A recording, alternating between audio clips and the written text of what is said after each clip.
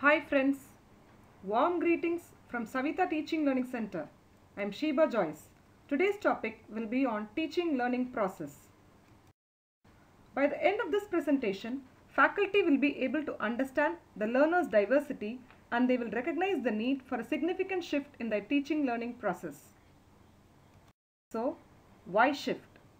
We are currently preparing students for jobs and technologies that don't yet exist in order to solve problems that we don't even know are problems yet.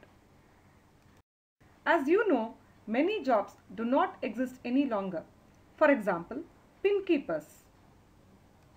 Now it's completely automated. Human computers. Here we see a room full of people trying to solve a problem. But these days we no longer need so many people to solve one. They are replaced with advanced machines that can solve extremely complex problems with ease. And the best part is they fit in the palm of your hands, isn't it? Here we see a family taking a photograph with the help of a professional photographer. Gone are those days. Now we can handle it, don't we? Life is made simple these days. We take selfies and group fees. Professional water carriers. Their job is just to carry water to people. But have you spotted one these days? No. Those jobs no longer exist. Now, today everything is done online. I'm sure you have a delightful experience of ordering food online. This is new. It did not exist earlier. But today it's a new norm. We have accepted this change. Don't we use these phrases like Swiggy it, Google it? Online booking. Yeah, it made our life a lot easier. I'm sure you will agree with me on this. Be it flight booking, hotel, railways. Some of the new terms these days are Trivago, Make My Trip. And here, do we see any change in the teaching profession? I think it's time for us to bring about a change here. Time for us to move from teacher-centric to learner-centric. Why do we emphasize on change? Here are some reasons why.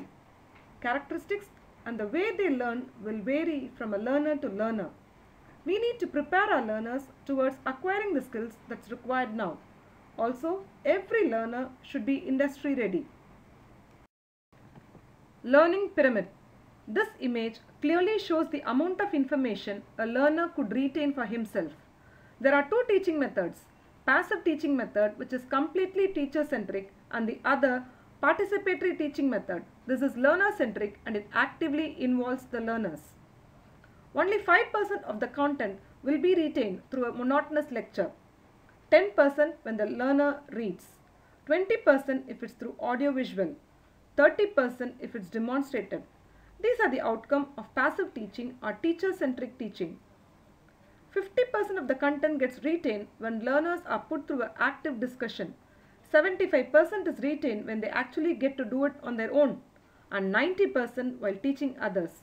And that's peer learning. And that's why learner-centric methods are recommended. Learners' diversity. We do realize that every learner is unique and has a unique way of learning.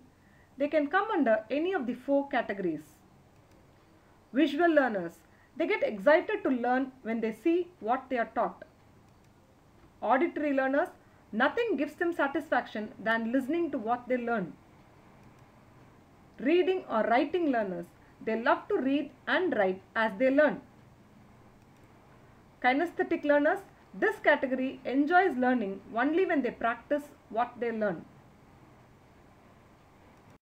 So now, whom are we teaching? Millennial generation. Some of their unique characteristics are, they have a very short attention span.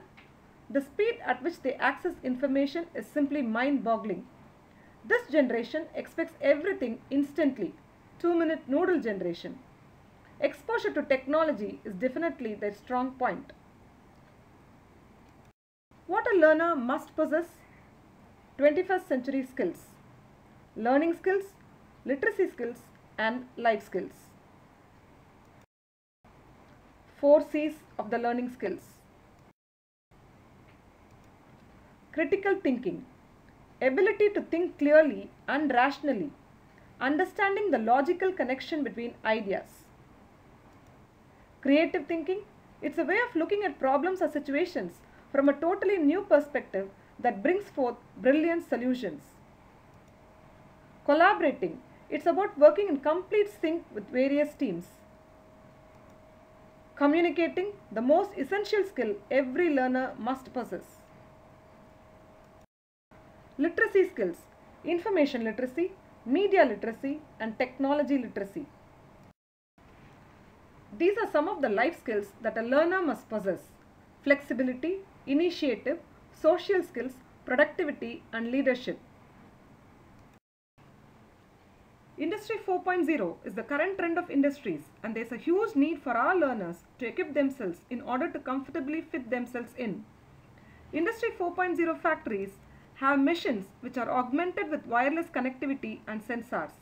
These machines are connected to a system that can visualize the entire production line and make decisions on its own.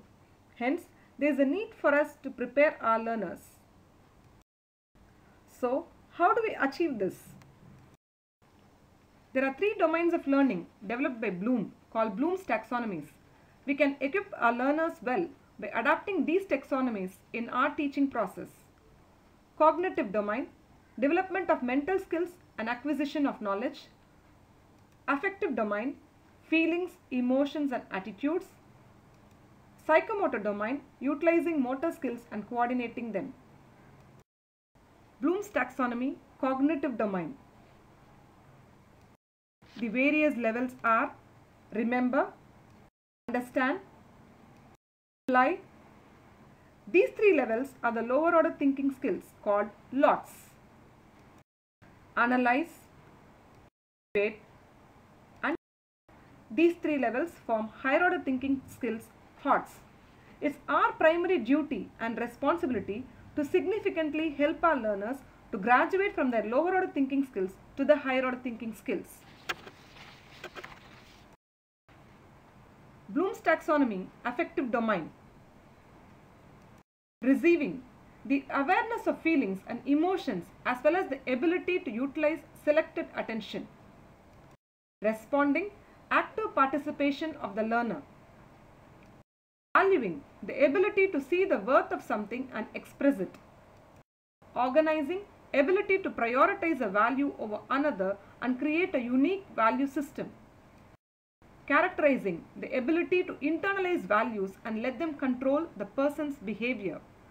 Effective application of this affective domain taxonomy will help a faculty to bring in a holistic transformation in the learner. Bloom's taxonomy, psychomotor domain. Perception, the ability to apply sensory information to motor activity. Set, the readiness to act. Guided response, the ability to imitate a displayed behavior or to utilize trial and error. Mechanism, the ability to convert learned responses into habitual actions with proficiency and confidence. Complex overt response, the ability to skillfully perform complex patterns of actions. Adaptation, the ability to modify learned skills to meet special events. Origination, creating new movement patterns for a specific situation. Through the psychomotor domain taxonomy, we can inculcate in a learner the desire to create and innovate. Hope you found this presentation informative and useful. In closing, I would like to read out what William Arthur Watt, an inspirational writer, once said. The mediocre teacher tells, the good teacher explains, the superior teacher demonstrates, the great teacher inspires. Together, let's learn to inspire. Thank you.